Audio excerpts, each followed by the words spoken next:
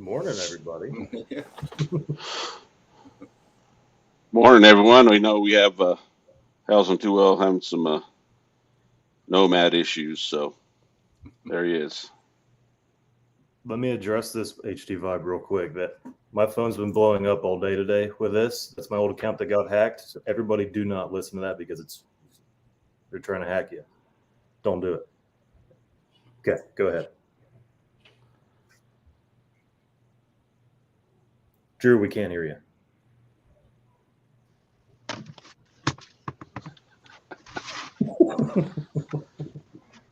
Nomad issues. Can you hear me now? All right, we got the guys across the pond. This is going crazy right now. We got Simon. What's up, Simon?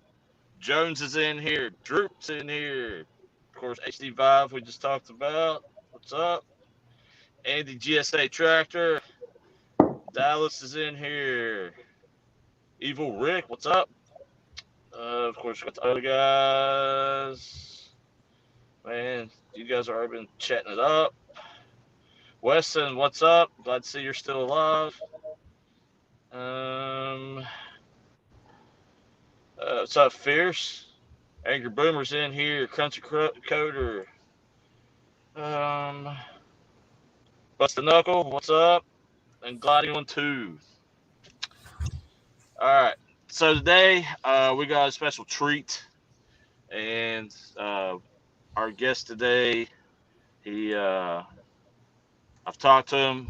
He's another supporter of the small channel Mafia stuff. Great guy. I want to bring him on, and that would be Mr. Nomad Problems, Mr. Tweedle D.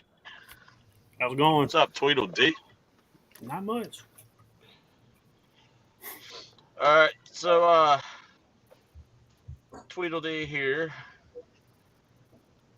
Why don't you just get a rundown, like what your channel about and what you like to do? It's pretty much a little bit of everything. Motovlog, installs, do some reviews. I like to do the installs more, but that's a lot of money to do installs on every video. So it's one of those things where I got to pace myself.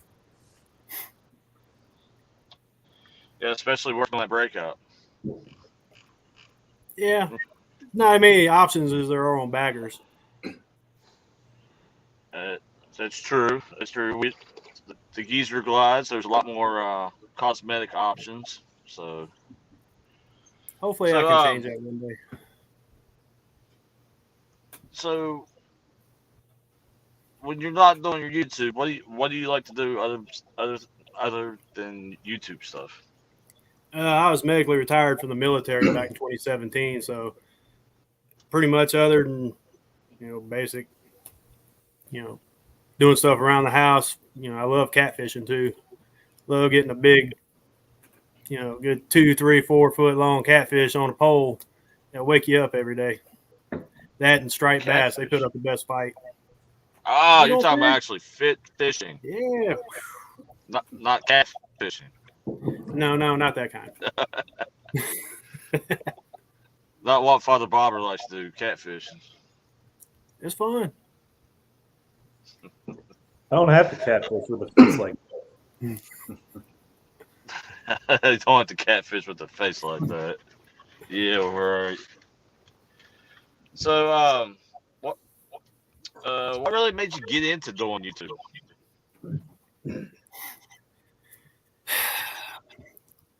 I've always had a tie to motorcycles. Like my dad pretty much taught me everything that I know encompasses everything about a bike. I mean, I don't know. I mean, there's stuff that, when you get into like certain parts of MC and stuff like that, I won't speak on none of that because I have no idea, none of my business.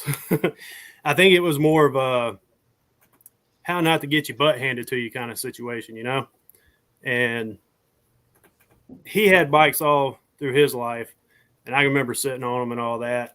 Then I got in the military, did the crotch rocket thing for a little bit, and ended up getting divorced and with my girlfriend I have now, she's like, yeah, get another bike, but it better be a Harley. So I'm like, all right, I'll get a Harley. So ended up getting a Sportster, traded that in for my Breakout.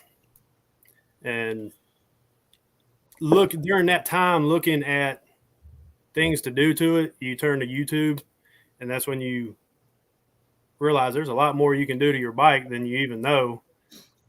And I'm like, looking at it, I'm like, oh, I can see I can do some of these things. So I was like, don't have nothing else better to do, so I'm gonna go for it. It gives me purpose, I guess. Sure, yeah. So, how long you been doing your YouTube channel? I'm about to hit 5 months, I think. I think I put my first one out in November, but I don't remember exactly if it was beginning or end. So I'm about to should be around the 5 month stage somewhere. Shoot, yeah. Hey, Father Bobber, I told you do because somebody said he catfished him twice. So He doesn't count. He's easy. he's easy. Well, I don't want to know about that. What's up, Corey? Definitely what's up, Miss Buffalo, always. So Busted Knuckle wants to know, how long did you have this before you traded it off? I think about 2 years, maybe. 2 years? Yeah, Did you about like 2 it? years. It was fun.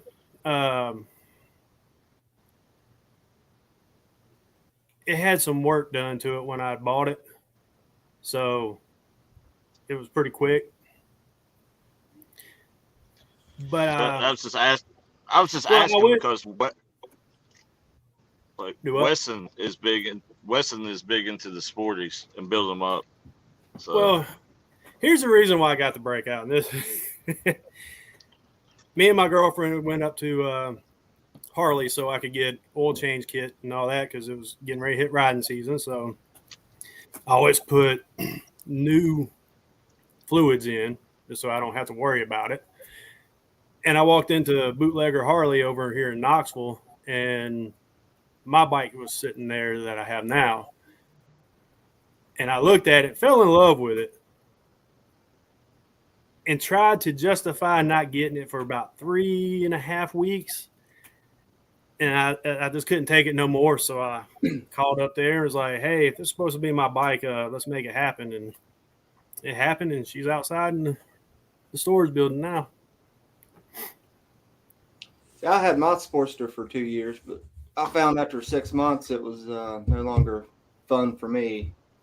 Do you have the same thing, or?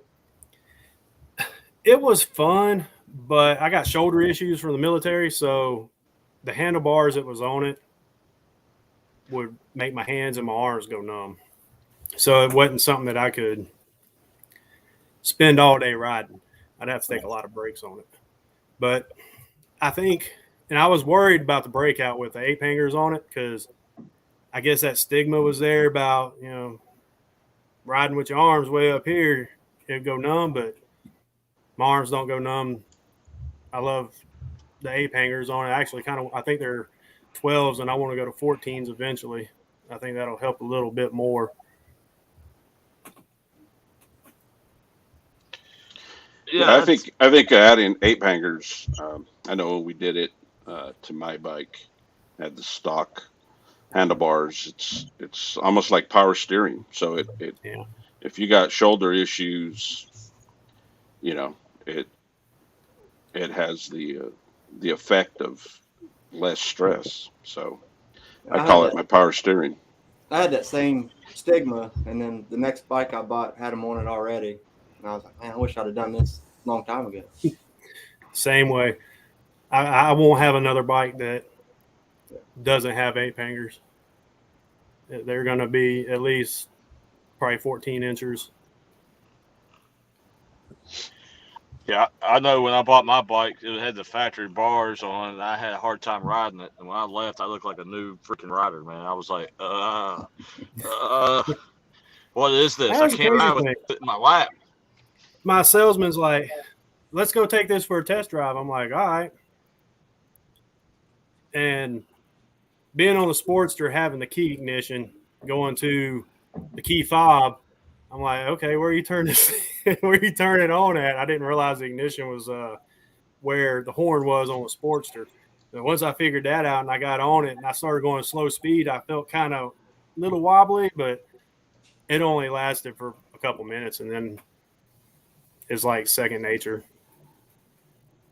And my father-in-law has the same kind of bike as me, and he swears mine feels lighter because of the ape hangers. I don't know if that's true or not, but I haven't rode an electric glide without ape hangers, so I don't know. I don't think that would affect the feel. I guess it could be, because I mean it does relax your shoulders a little more, so your arms don't fall asleep. So I guess that could be the reason why he thinks it feels lighter.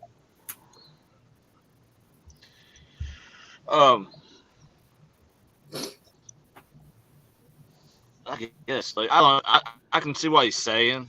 It's more of you go from a more comfortable position where you can control to more of a awkward position where you're pushing and pulling. So it feels different, even though it's not. Right. Just feels that way. Yeah, I think for me it's leverage, right? That's what it's about. But I think when I had the stock Street Glide bars, I'd have to push harder to get it to lean. And then once I got the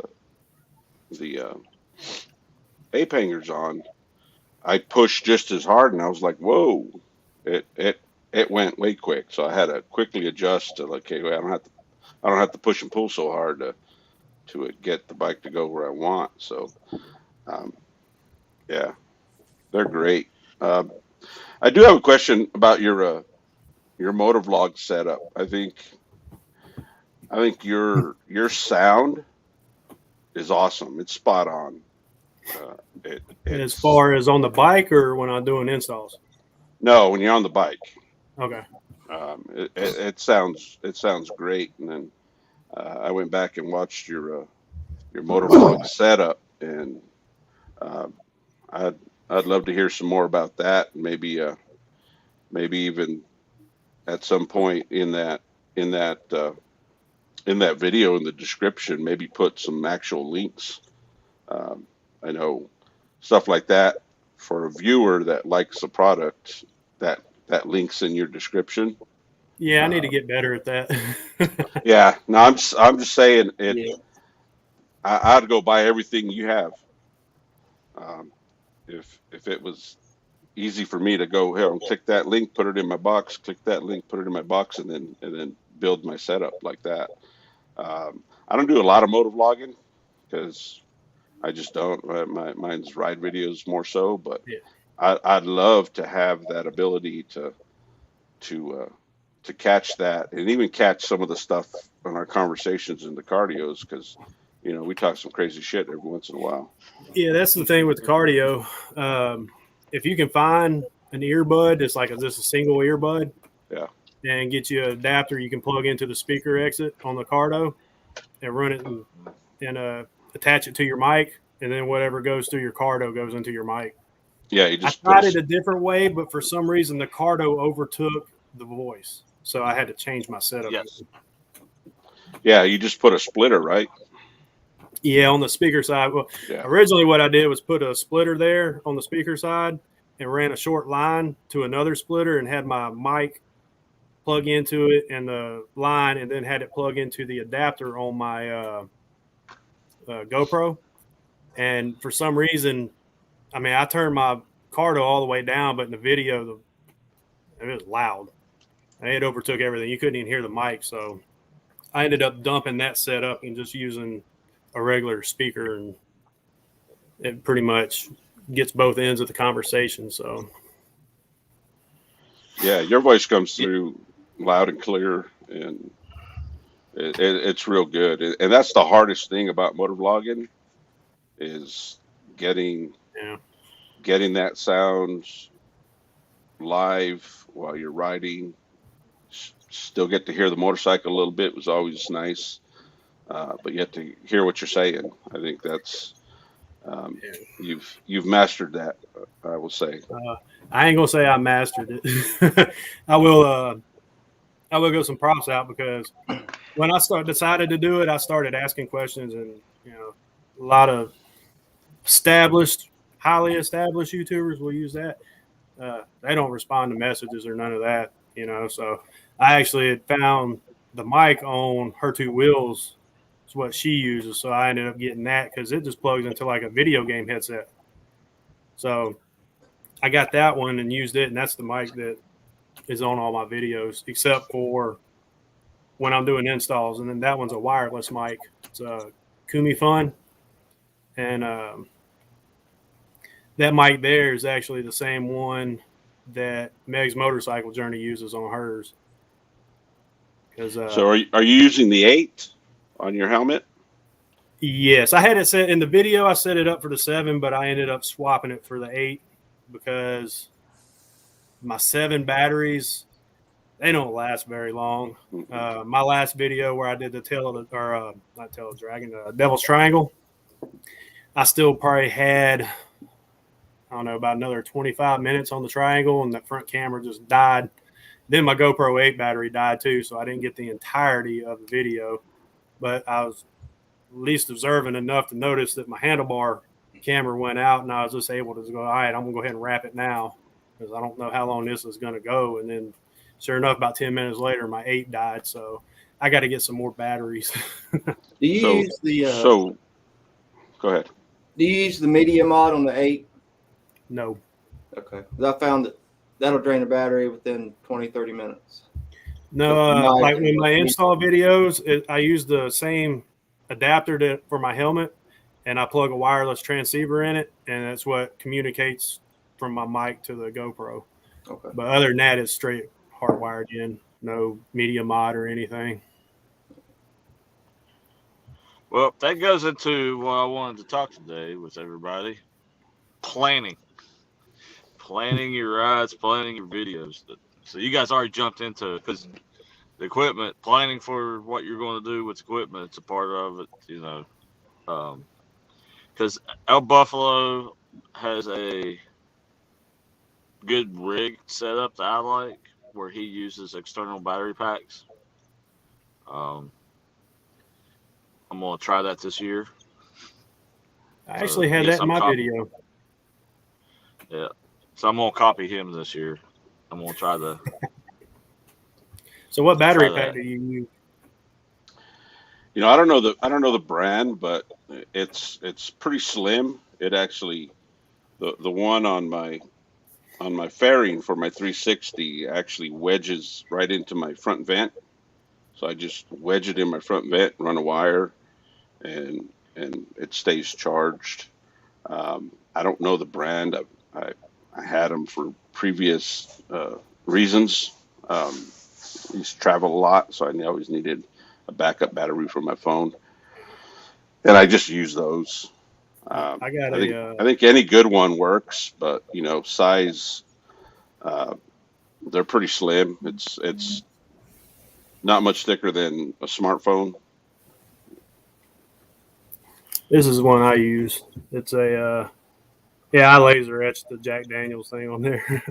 It's an easy AC. Jack Daniels. Pretty thin, but the reason I got this one, it's got 2 ports here. They're the old style phone charger to actually charge it, which is a little outdated. I think the new ones have the Type C's, but this one's got not only a flashlight, but it's got 4 USB ports, so I can run 2 cameras and my cell phone charging at the same time, and I can do this all day long before this thing will die. So, that was a good investment. I just shove it in my bedroll on my handlebars and call it a day. I can send you the link if you're interested in that one. Yeah, that was like when we were out in Albuquerque riding with them. I was like, hey, this is pretty nice. But no, my luck, I did fly off and smack somebody in the face or go through a car windshield or something. You want a tip? Get you some double sticky hook and loop aka Velcro, stick to the back, and then stick it somewhere on your bike, like in the bag. If you get a long enough cord, like our Food City here, they got 10-foot cords that you can plug in this and run it through the bike if you wanted to, and keep it in the saddlebag. So, or you could just use Velcro and Velcro it or wedge it in bedroll or handlebar bag or something like that. So when it comes to actual video, and what do you guys do to plan? Except for Father Bobber, he just gets on YouTube and watches other YouTube stuff. I've already seen him. He cheats. But I do no planning, which is not a good way to go about it. But I'm not very good at planning that, except for install videos. What about you, I Elbuffalo? disagree. You know, as of late, I've kind of changed my focus and direction because I was constantly filming, and at this point, I'm like, you know, if I got a cool ride and we got a cool destination, I'm gonna record it and I'm gonna put it out for consumption. Like we went for a ride the other day to go check out the newly named Harley dealership in Santa Fe, and normally I would have recorded that, but chances are it's 90% highway, and just so I kind of got away from I'm filming everything because you never know, there might be something interesting that comes out of it. And now I've kind of like, you know, I know where I'm going and I know what rides we're doing, and if I feel like it's something that, you know, my subscribers would enjoy, I'm going to record it. That's the extent of my planning at this point. I'll simply just, you know, have a planned ride and record it. I was, as far as prep on the videos, because I use a 360 plus I use my GoPro 8, and the 360 is on my fairing, so that catches, you know, a good majority of my footage, and then I have the GoPro 8 on Mrs. Buffalo's bike, catching a rear view, and you know, the GoPro 8 I could just simply download from the memory card straight to a file on my computer. The 360 takes a little bit more process because you have to download each video, pick the views you want, and then convert it into a MP4, because 360 just won't play on anything. So you have to convert it. And you know, I was up till about 4:30 last night converting 360 video of you know, and then I go and name them. I'll change the name, so, you know, usually it'll be, you know, GoPro 8 1, 2, 3, 4, 5, 6, however many, how much footage I have. Then I'll do the same with the 360 and try to name them so that when I get ready to kind of put everything together, I can take footage 1. I know that's the beginning of our ride, and then the 360 footage 1, it's, you know, the same footage, so I'm not digging through piles of, you know, crazy numbered named video files, and then I just kind of piece it together at that point. And I try to get all that prep work done, pick my music, and then kind of put all that in a file for that particular video. Any photos that I want to use, I'll put them in a file, all in the same file. So when I go into Premiere Pro, everything's right there, and I can just start, you know, editing from there into Premiere Pro and cutting out the shots that I don't want and leaving the shots that I do want, and build it. And that's kind of worked for me. It's you know, to get it get it to the point where I can now sit down, go into Premiere Pro, and start throwing stuff in there. I usually prep a week prior to that, doing what I just said, downloading it, getting my 360 footage, what views I want, naming it, even to the point of creating a thumbnail for it. All that stuff goes into one file, and then when I'm done, I'm there. So I got a question. Yeah. Would you recommend a 360 camera for somebody just starting out? You know, they're not as difficult as everybody thinks.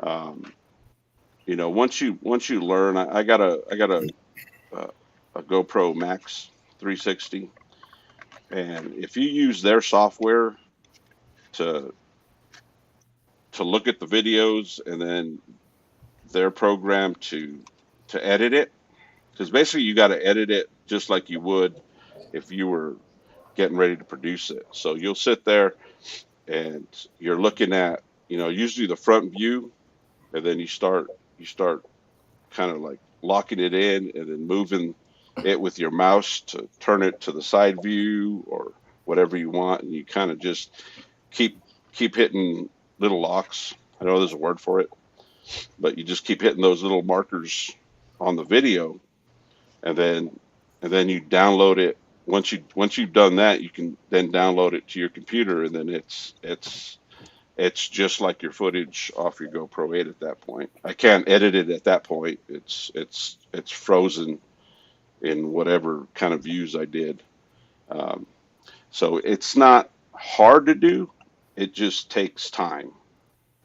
That's a process in its own. I mean, before I got the 360, it was, you know, the time it takes me to prep that 360 footage. You know, I could have produced a video with the GoPro 8 and been done with it. You know, so it definitely adds time to it. Plus, it's a lot of space. So you got to have a fast enough computer to deal with it, and enough. You know, I had to get an external drive just to, you know, I think I got like, I don't know what it is, but it's got enough storage space. I can keep, you know, 3 or 4 different 360 videos in there, and it'll hold it just fine. So you need the space. I think where a lot of people have issues is they don't have the computer that can deal with that much information, you know, because it's 360 footage. So, you know, it's not one-shot view. I think that's where the frustration comes from a lot of people who go 360. And I landed up just getting you know, the fastest gaming computer I could find, because that's what it requires. And then I did an external hard drive that I dump everything in. So that's the biggest issue, I think. My planning issue is I'm kind of stuck where you used to be. I video everything, and then so we went on a ride, and by the time I picked up my wife and then met my buddies, we bullshitted for 15, 20 minutes. I ran out of battery, you know, 20 minutes before we get where we're going. And then, you know, they're impatient. They don't want to wait on me to set everything up, put new batteries in. So I just end up just not filming the rest of it. Yeah, I need one of those external batteries. Yeah, well, see, the my other thing I problem- invested in was Oh, go ahead. the other thing I invested in was the GoPro remote, where you can turn the GoPro on and off. So, but I was in the same boat as you guys. Like when I first started, and a guy that helped me big time is still helping me, Cycle Fanatics. What's up? Shout out to him. He's in the chat right now. Whole reason I got the 360 and what I do. But what I said, like I'm saying, when I first started, I was like trying to film everything, and then trying to put everything into the video.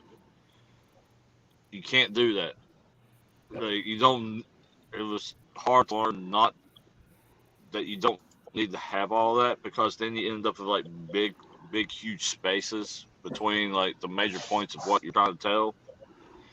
But the other thing is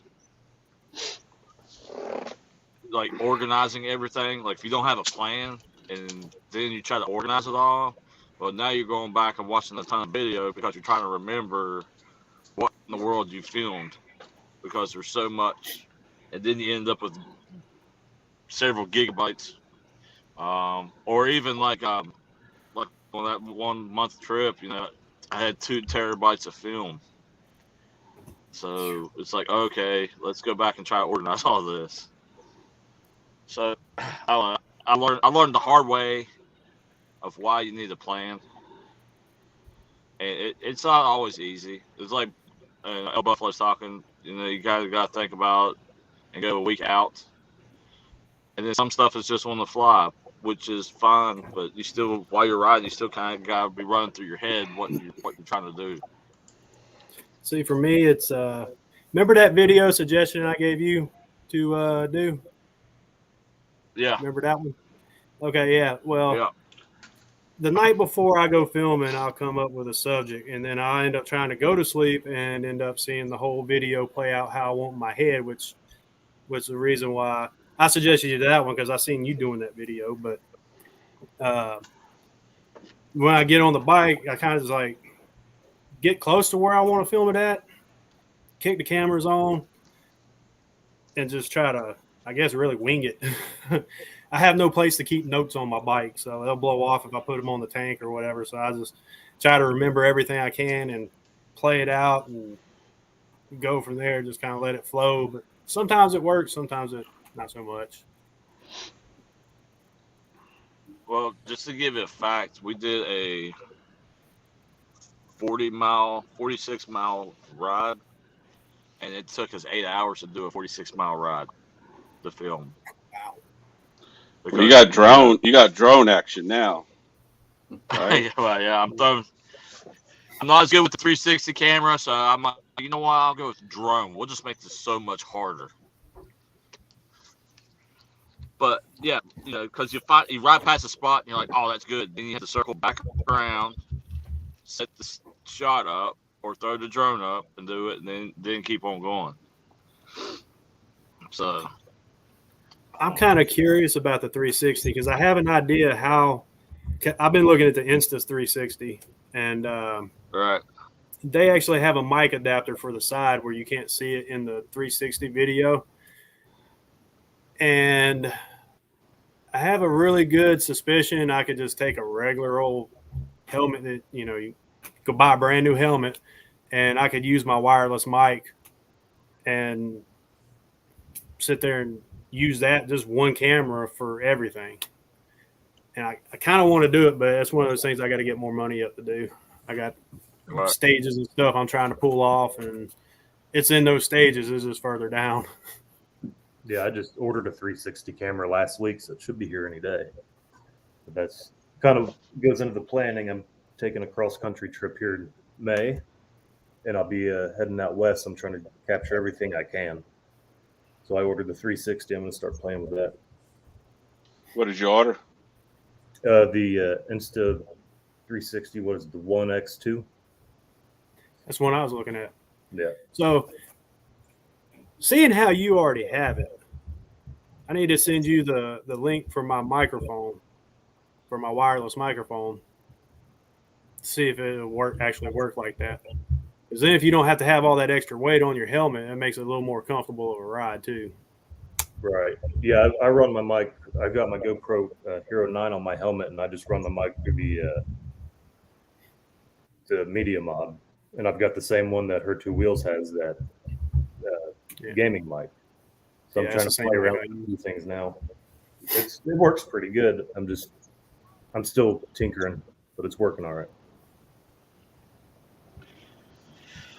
I love my drone stuff, so just let you guys know it's fun. And I haven't crashed any since New Mexico, so I'm doing good. So this is number 4? Is 4 the lucky number? 4.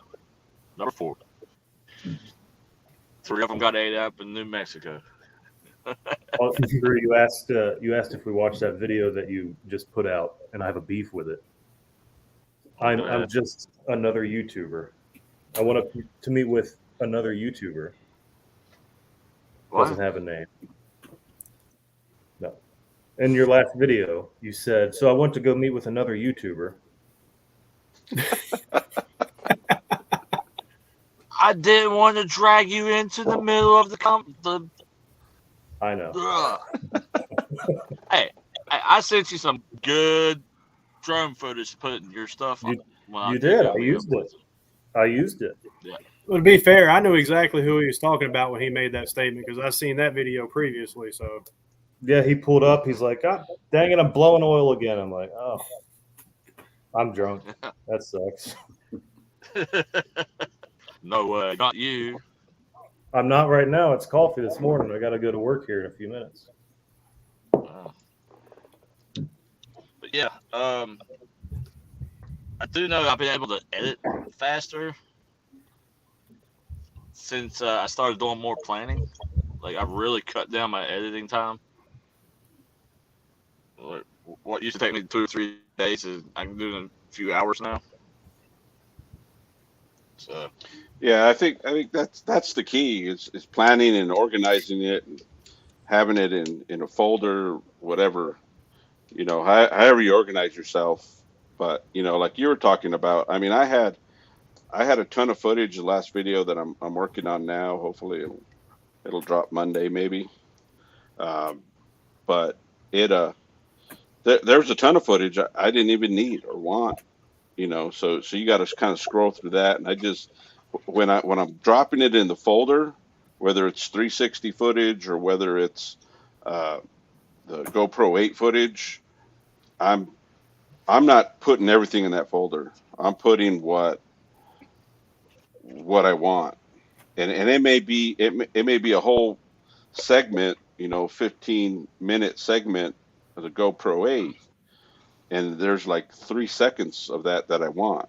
So I'll save that and I'll dump that in there, but I don't put everything and then while I'm editing it start like, no, I don't even need this footage, because then you have all this footage that then when you're done you find your videos 45 minutes long, and it's like I don't want that either. So I try to do that way before I put it into my folder.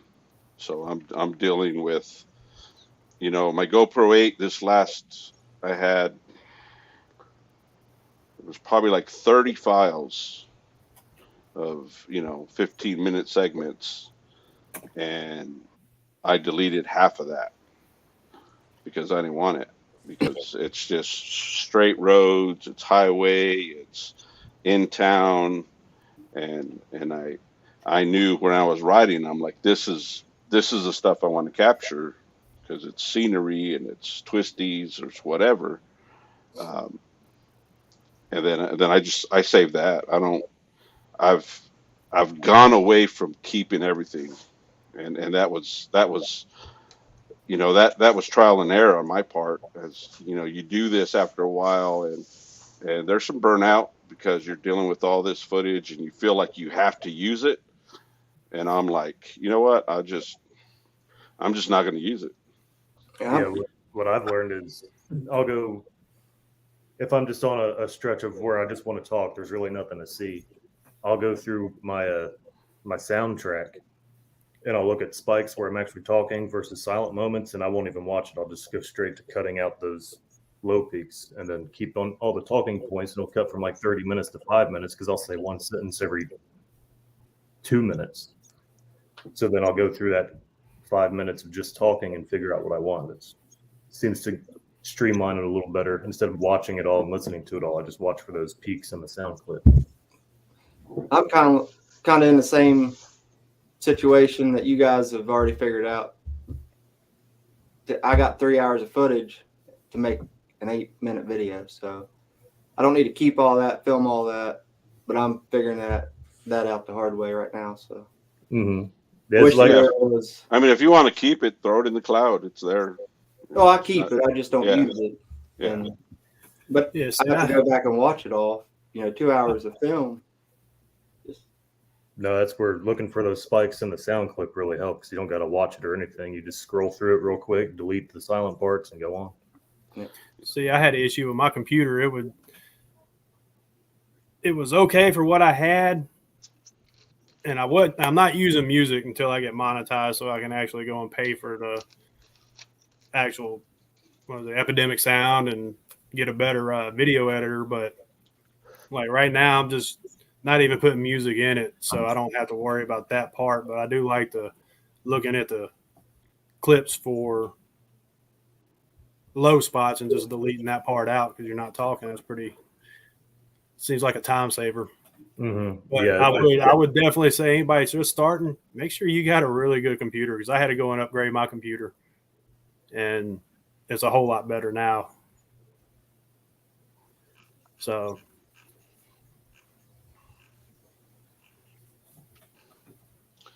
So I got a question for the group, kind of in line with Drew's last video. Being an influencer, what are your guys' opinion about that? I enjoy watching certain content, and like just recently, Military Biker just did a deal with the Hogworks, their bags, their tour pack bags, and I went and I bought them, for that reason, because I like what he had, what he saw, what he said, and I landed up buying those. Now, I'm not a big gear review guy, so I'm a fanboy like everybody else. I'm watching other content creators and seeing what they're doing. I did my Zero 3D lights that way. My custom dynamics strobe lights. Just about almost everything I put on my bike. And Mrs. Buffalo's bike, I've seen some sort of YouTube video. So I'm curious to know, and We Ride West Virginia, he's doing that right now. I mean, he's a big influencer with his t-shirt deal, and I'm just curious how everybody feels about that. The good part and the bad part about it, because what we say and what we present to people, they take that stuff to heart. So, which is why I'm not a real big. I don't like putting myself out there to the point where, I'm like, hey, buy this phone case because it's the best out there. You just paid to say that. Yeah. So where you're getting, I guess what you're getting to is where I had to make that video because of the experience and eat crow and walk myself back. Even though I know what I said before, I would admit my mistakes to keep other people from getting into the same situation I got into. Right. Well, that's not what I meant, but I see what you're saying. But I think as influencers, we're, I think bad reviews are good because it helps people out. I think we're obligated to let people know if something is bad. Absolutely. So no quorums there at all, I think. But I'm just curious. I'm curious in the chat room, probably more so than anywhere else, is how much value do they put into us as content creators and influencers? Do they take what we say as gospel and run with it and go, or do they do some research themselves? Because like I said, Military Biker had that, and I give them the credit. I made a comment when I bought the stuff from Hogworks, and they kind of send you this email asking about your opinion, whatever. And I say, I saw it on that channel and that's why I bought it, you know, because I think that's important to do too, as a viewer. If somebody's promoting something and I like it and I buy it, they should get the credit. Yeah, At I least don't know the if, props, you know. I don't know. I don't see myself as an influencer. When I do those videos, it's more like, hey, I've been using this product. I really like it, and I want to show you guys, you know, what this product is, and not as influence you to buy something, but it might get you to go research it, whether you buy it or not, you know, or, you know, Yeah, and it's just something in your repertoire of. I'm the same. I don't. Well, feel I think we're influencers whether we like it or not. Yeah. You know, that's why I'm curious in the chat. And of course, we got a lot of YouTubers in the chat too, not just people who, but there's a lot of just subscribers in the chat that, Well, you know, I'm curious on how much weight they put into, you know, products we show them, because I show products, but you know, I bought it with my own money, and you got that whole other kind of can of worms where if they're sending it to you free, you're going to promote it because it's free, and it may not be the best thing, but you feel obligated to have to do it. So I will say with this T-shirt deal, even though it's for veterans and I'm trying to raise money for a good cause, and I still feel like everybody's tired of me pushing this, even though I keep doing it. I'm like, they're probably tired of seeing this all the time. So I still feel, I don't know the word I'm looking for, but I'm with Hells on Two Wheels. I don't feel like an influence. Well, I mean, I can tell you from my point of view, it depends on who is pushing what product, for one.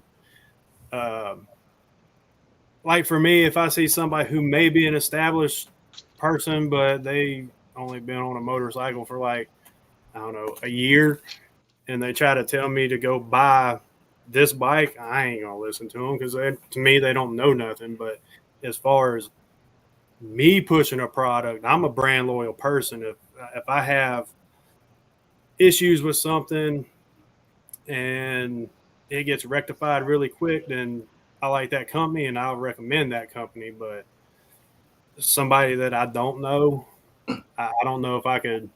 I'd try it, give my honest opinion, and then do a follow-up video, because it's like my motovlog helmet when I did the review on my gloves. I had issues with those, which I hadn't done this video yet, but I had issues with those and talked back and forth, and basically I got to find some new gloves now because I'm going to be paying for them either way. So it's one of those, your reputation's behind this company too. So do you just want to risk it to get famous because somebody's giving you free stuff, or do you actually want to build a loyal fan base? Exactly. And I think you owe it. If you get a product that's screwed up and the company refuses to make it right, that's a crappy company and they shouldn't really be in business, in my opinion. I wouldn't never use them. I wouldn't recommend anybody either. So that's just the way I see it. Yeah, just looking through the chat, I think everybody kind of agrees. I think they're always leery about those influencers who are always doing reviews, and they're always good reviews for every product they have out there. I think that's always a red flag. It's kind of like the Rural Rock helmet. Yeah. You know, a lot of these big YouTubers, they got these helmets and they're like, oh, these things are the best helmet on the planet. Then you actually find somebody who does a true video on it. And one dude got it, cut it in half, and was like, look, this thing ain't all that great. Look how thin this foam is, you know? Yeah, I saw and that. Did impact testing and all that and proved that the helmet wasn't as good as what the other guys were saying.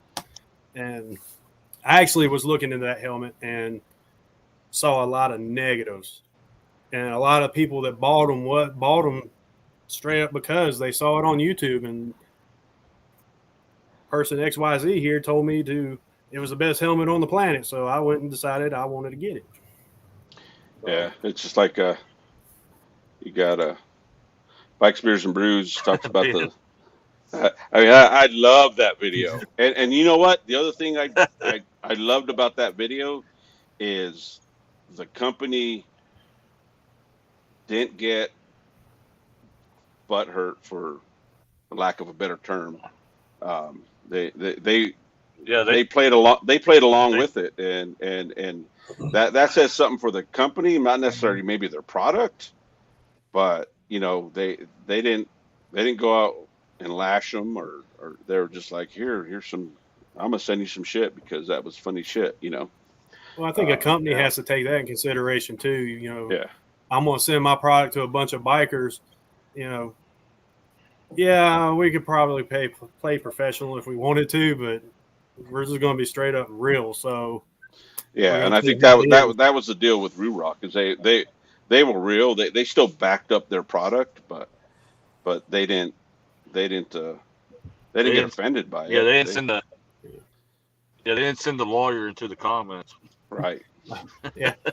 I hadn't tried Rurock, so I'm not going to give it 2 points. I can just say what I researched. So go to the new thing now is they go to YouTube and try to do copyright infringements because you mentioned their name, and YouTube will take that video down because you mentioned a product or something, and they're like, hey, that's copyright infringement. But if it's a good review, they'll leave it. Advertisement. Yeah. So, yeah, I was kind of curious how everybody felt, but I'm like you guys. I don't feel like I'm an influencer by any means. If anything, I hope I influence people to come to New Mexico and ride our great straight. That's really all I care about. But if I put something new and cool on my bike, I'm gonna tell you about it, and I'm gonna give credit to whoever credit's due. And I've so far been able to stay away from getting people to send me shit, and I've they tend to come on Instagram and they're like, hey, check out our product, then it's an Amazon link to some crazy ass headlight that I don't want or need. So I'm like, no thanks. So I had that happen, but it was a clothing company in India. I'm like, what the heck am I going to do with this? Yeah. So I got a camera mount suggestion from Hells, and I've ran it for about a month. And even though I got all the info from Hells and everything, I still want to give my time, use it, and see what I think about it before I do a video on what I think about it. I just think these honest reviews that are all you can tell the difference between an honest review and somebody that's trying to push a product, and I just don't listen to those guys. So. I mean, honestly, if I'm gonna go out and spend my hard-earned money on a product, I want to see 7, 8, 9, 10 reviews on it, because if it's like, say, all of us did a different review on the same product, then it's going to show a different part of each side of it. And if all of us have a negative about the same part, then, you might not want to get it. Or if you can live with that flaw, you already know what the flaw is in it, really. Yeah, it was like one time I had an issue. My 360 mount from I won't mention the company. It broke, and it landed up. It ruined my initial 360 camera, and it fell to the ground and was destroyed. And so I just took a picture of it, posted it on Instagram.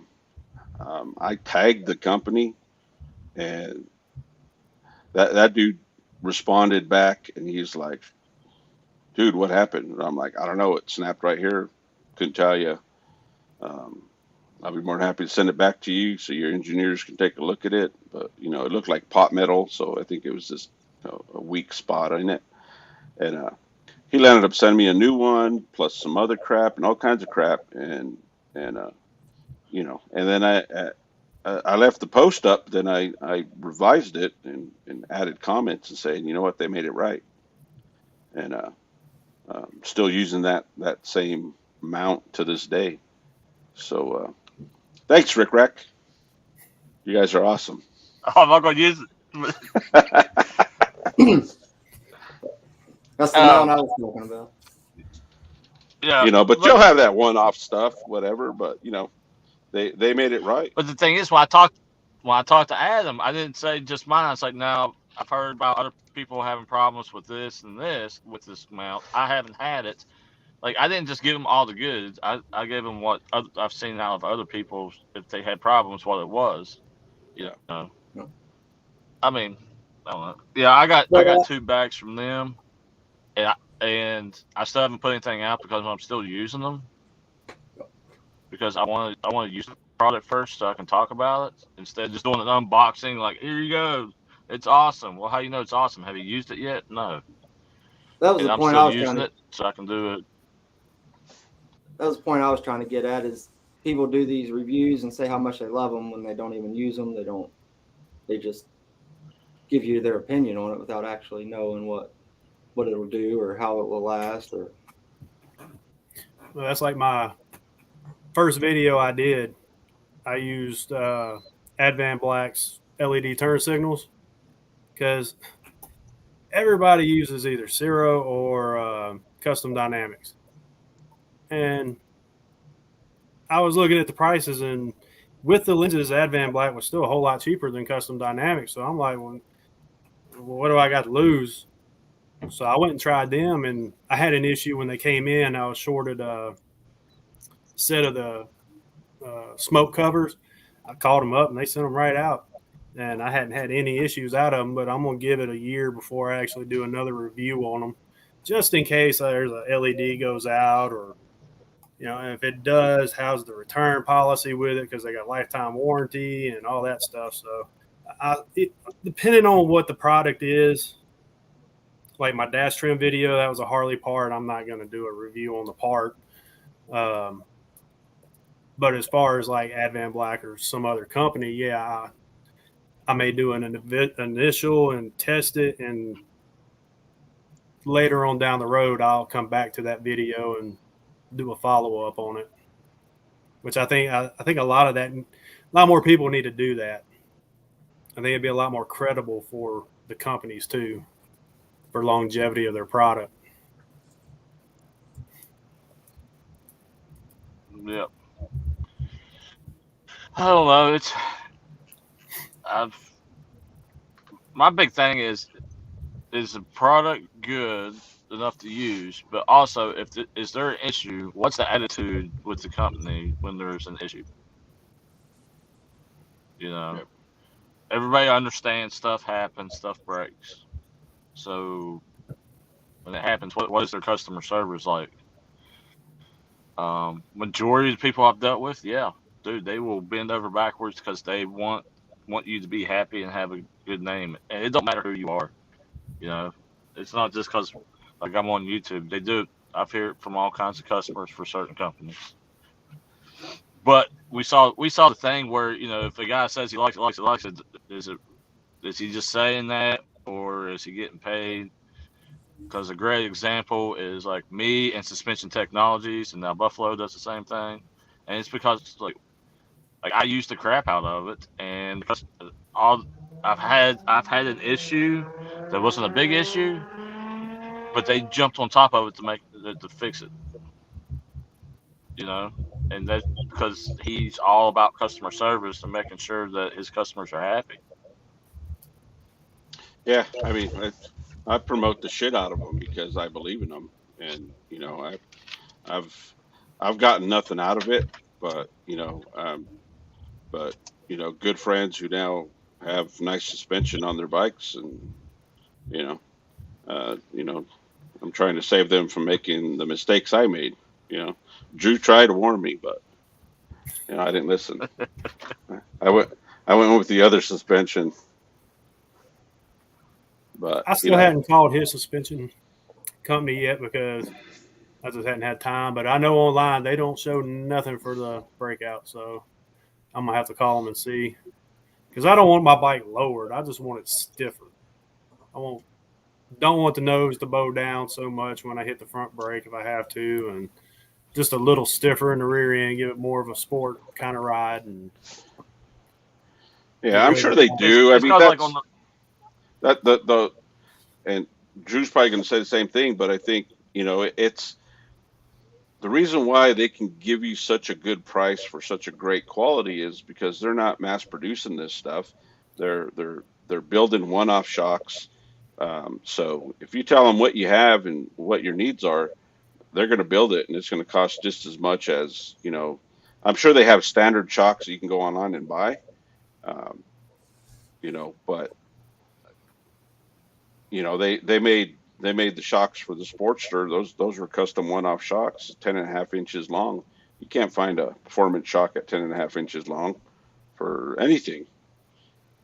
So that's the big selling point for me is they'll you know, call them up and, you know, talk to Mike and say, hey, you know, this is what I got, you know, can you help me? And I'd be shocked if he's like, no, we can't help you. I'd be shocked. Yeah. I did finally find my they exhaust, didn't so upcharge. I keep Well, faith. they didn't upcharge them to build a one-off set of shocks for that bike either. Nope. Same price. Yep. But I guess you talked Mike into going to Elbuffalo. He said he's going to try suspension. Talk Mike will bike's going to try suspension tech. He said he'll let you know how it works. Yeah, I saw that. Yeah. I'll put my money on it that you will love it, Bubby. Because they're hard to beat, especially at the budget. You know, they are hard to beat. Yeah. I mean, we still want to do the front shocks on the Sportster and my Street Glide. But I think our plan is to make that trip, go down there and experience it there and have them do it there and check it out. I mean, that to me, that'd be cool to do. So that's what we want is to get the front suspension done and have them do it there at the shop. All right. Father Barber had to leave. He bounced. Love you too, Bobby. But yeah. But going back to what the whole review thing, I don't know. I guess you guys can understand I'm very skeptical now to go out there and do a review. So lessons learned. I have a question for you guys about suspension tech. So I went to their website, and it, you know, wants the weight, how you ride, all your info. But I ride sometimes with my wife, sometimes without. I'm trying to find that balance. Do you guys have a suggestion for that, or? I just talk to Mike. Weight.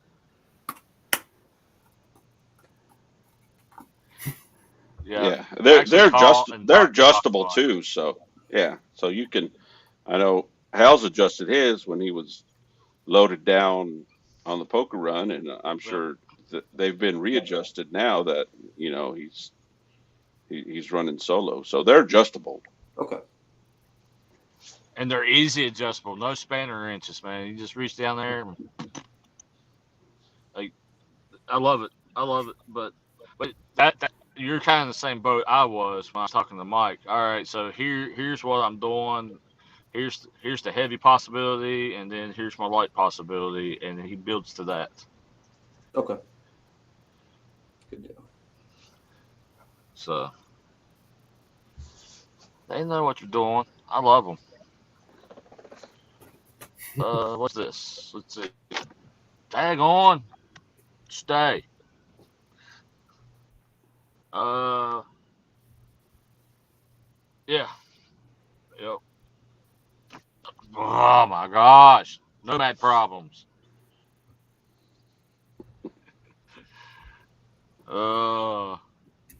Let me ask y'all this. When y'all go and contact a company, say you want to, I don't know, go into brand whatever you want, exhaust, right? And you research it, but you can't exactly find the answer to your question. So you decide to either contact them or any of that.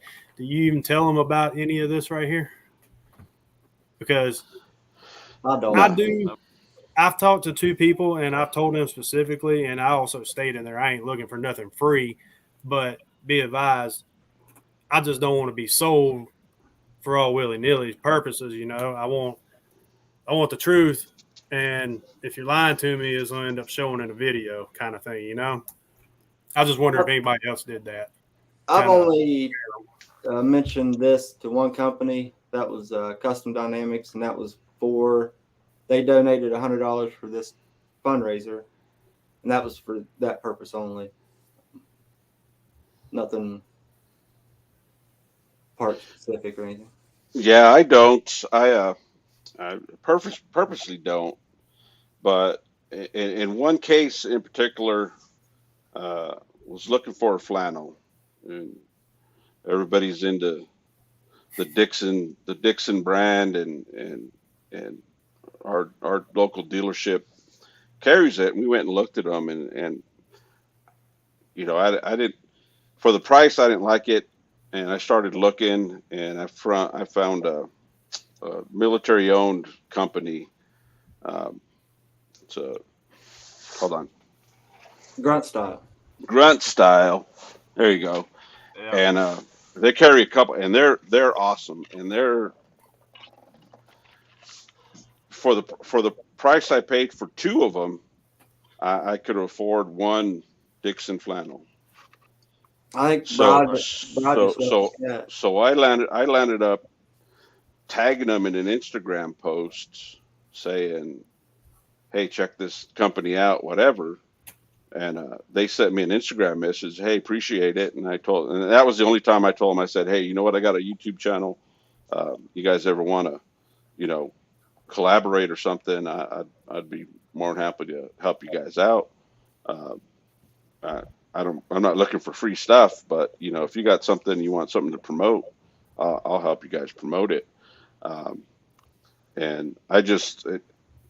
to me, it's like, it was funny because I was watching Droop's live last night in Dallas Face Mullet. They got a new live that they're doing, and they have one of their sponsors is a not Dixon flannel on it, and I just started laughing. But they're expensive. I can't afford them. But if Dixon wanted to send me one, I probably wouldn't freaking return it. I'd keep it, but quite honestly, in looking at the quality of the two, the grunt style one it felt like a flannel. It was thick, like a flannel, at least like the flannels I know. I don't want to pay for a glass cleaner, because I think that's really all you're getting out of that. Just my opinion. Bad review. Sorry. Yeah, I do both. I was wearing Dixons before everybody got on board wearing Dixons, and I started doing grunt style when they first come out. I got both. I like both. Yeah. It just depends on what style I'm looking for is what I buy. Yeah. Dixons. The only problem with grunt style is they only have two colors, and that's a grayish blue and a buffalo plaid. That's it. Dixon's got some really cool colors, and they're nice, but man, it's hard for me to pull the trigger on that. No, I just wondered about that because I kind of get, when I have questions like that, I want the company to be able to tell me the truth and not one of those sales pitch type things. And if they know, hey, this guy's actually doing this, and they know their line, hey, you know, be exposed on TV, you know, on YouTube's, you know, I figured that would be just one of those transparency things. That way they also know too, you know, it's going to be out there. If they don't want their product out there, then they ain't going to respond back or nothing like that. It's the way I see it. I just wondered if anybody else did that or if I should even be doing that. I think it's to each his own. I think, you know, I don't do it because I don't want to, again, I don't want to feel like I'm now committed to this company, because I reached out to him, said, hey, I'm an influencer, you know, and send me some free shit and I'll put it on my video. Even if it's shit I want. I don't want to be tied to it. You know, I just want to ride my bike. That's it. That's why we purchase our stuff. Yeah. Like, just that way we have. I feel like if we purchase it, we have the right on our review. You know what I mean? You didn't give it to me, so I can voice my opinion, good or bad, about it. Yeah. Well, I mean, I also stayed in there. You know, I'm not looking for nothing free. It's coming out of my own pocket, so you know, it's right. And then, I mean, there are two companies that, good Lord, I'd cut my left leg off to work with, you know, just to get more parts for soft tails out there. But I mean, I don't want to be that guy, you know, they get an email from that guy and they think, oh, thinks he's worked here now, kind of thing, you know? So, but it's pick and choose, I guess, how far you go. Yeah. Oh, I do that with Mike. I do work there. He laughs about it. I love those guys. I don't know. It's more than a product for me. We've become so close. It's more than a product anymore.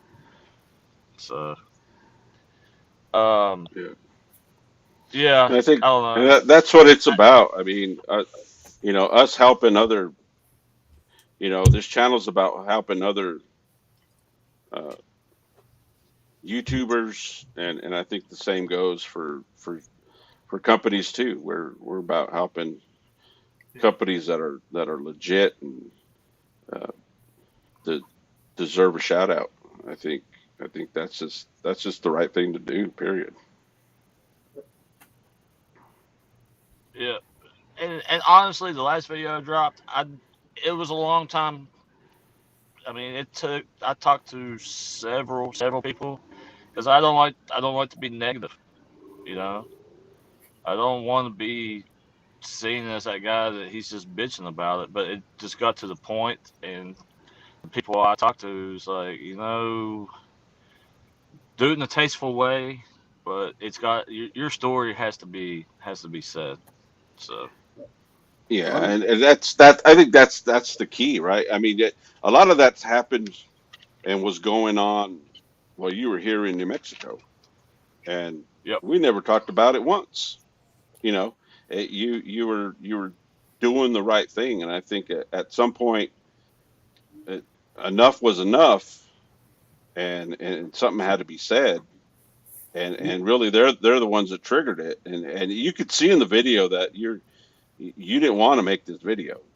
You know, I mean, you know, that's the sense I got. It's like this is not a video you want to do, but it's a video that you have to do to you know wake some people up, if you will.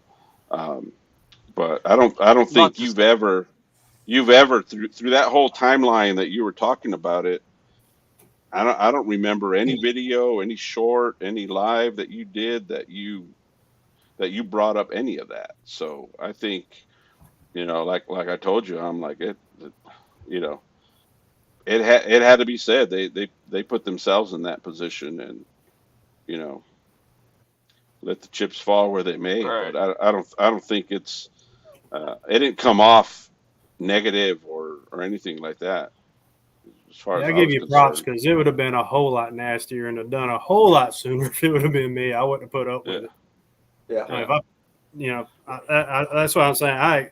If I get something, I expect it to be good. I mean, I can see flaws in materials. I mean, that happens.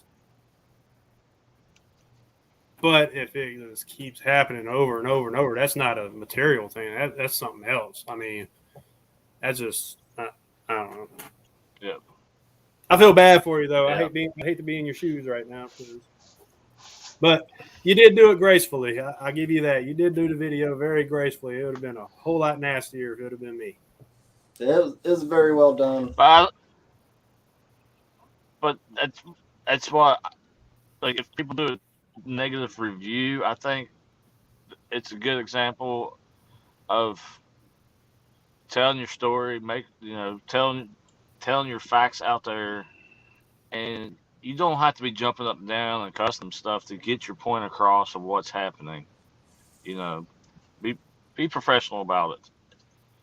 You know, because I don't know. I mean, it still bothers me. I did not want to make that video. It still bothers me because I'd rather just have my bike work and be riding. Yeah, I'd rather have my bike and be riding. But it's okay, guys, because as their marketing person said, I don't have very many people that follow me, so I don't have to worry about it. Is that what they said? Go read the comments. Well, I blasted it on my social media, so you can add another 1,000 subscribers to that information, and I think that's what we need to do too. We need to support each other that way too. It's like you have a channel that doesn't have a big voice, but through this media, our voice is huge amongst this group here and amongst these people in the chat room.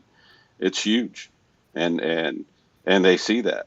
We kind of talked about that when we were putting this kind of channel together, saying we can go to companies and say, hey, here's what we're doing, here's our combined influence, you want to give us something so we can give away and give to somebody in the chat or whatever. We'd like to get to that point, right? But it's that synergy of everybody combined, sharing information, sharing videos that we've all dropped, and people see that for sure. Right. If somebody's going through a similar situation, send it to us. Like that's the whole point you're saying. When we come together, we are a large group of people. We're just, it makes the voice even bigger as a community. Versus one. I mean, I look at it this way: one voice with a certain number of people. Yeah, he can probably get his point across. But when you got a lot of voices with the same number of people, that's a different story. Because it's just not one person. Yep. So, but yeah, it is what it is. I look at it every day. I'm like, hey, there's my motorcycle sitting outside, not moving. But, well, I guess we'll go into final thoughts. And I'll start up here in the corner. Oh, before we go into final thoughts, I want to do a shout out to my wife. It's her birthday today. So happy birthday. And with that being said, we'll start up there with Elbuffalo. Final thoughts, anything on the topic about planning or anything else you want to shout out? Nope. Again, I think my final thoughts are kind of the way we ended this. We're a louder voice together, and that includes everybody in the chat. Keep supporting everybody, and go check out Tweedle D's channel. and let's get him some subscribers. And he's got some good content. Like I said, I love the motovlog setup. I took some stuff out of that. I'm probably going to hit you up and have you send me some links so I can get that information. So again, in the chat, this is your deal. So if you want to see something, or you want to promote your channel, or you know of a channel that you feel is deserving of coming on and hanging out and getting some exposure, let us know. Let us all know in Instagram or whatever, and we'll make it happen. That's my final thoughts.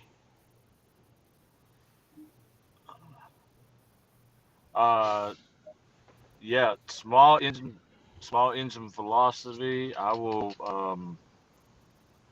If you go over to whoever's YouTube channel you want, send them a message, and we will be happy to send you links to everybody's channels.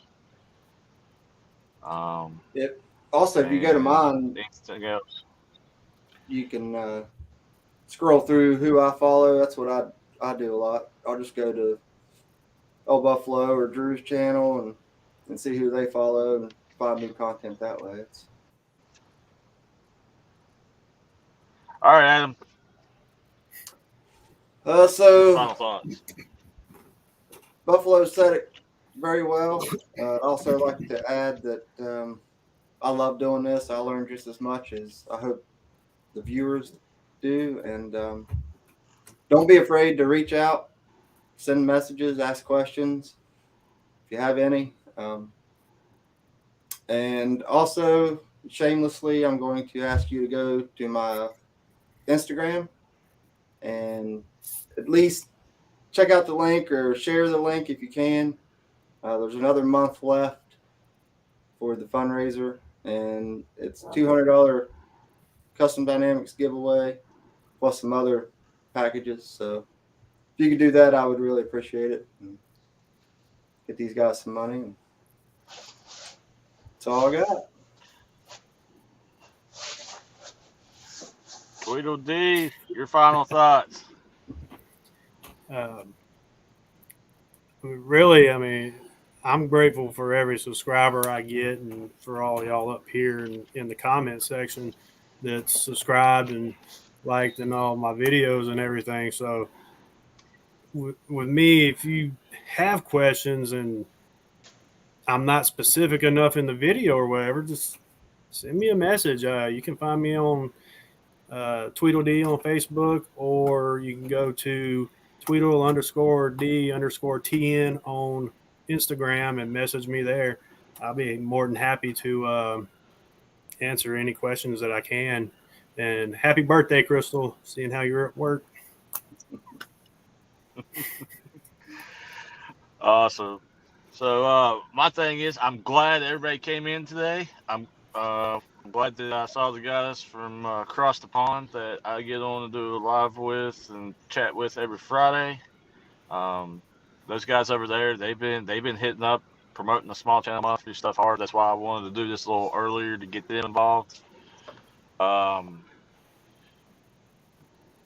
over, subscribe to Tweedle D, get him up. Anybody you see in the chat, go subscribe to them, get them up. We're about the community and helping each other out. The thing I love about it is there's so many different channels. We all do this. We all ride motorcycles, but there's so much different content that's awesome, which makes it great, especially when I make a playlist and then I can just go in there and say, all right, start playing my subscriptions, and from installs to rides to just talking, you got everything that you can think of with this community. And last thing, what you're talking about, I appreciate every subscriber. So is all of these guys. And that's the fun thing about being a small channel, is you actually can get to know your subscribers. You're just not another name when you subscribe to us. So with that being said, like I ended all my stuff, don't do what I do. And you guys stick around. Everybody else have a good day. If you got any questions, hit us up.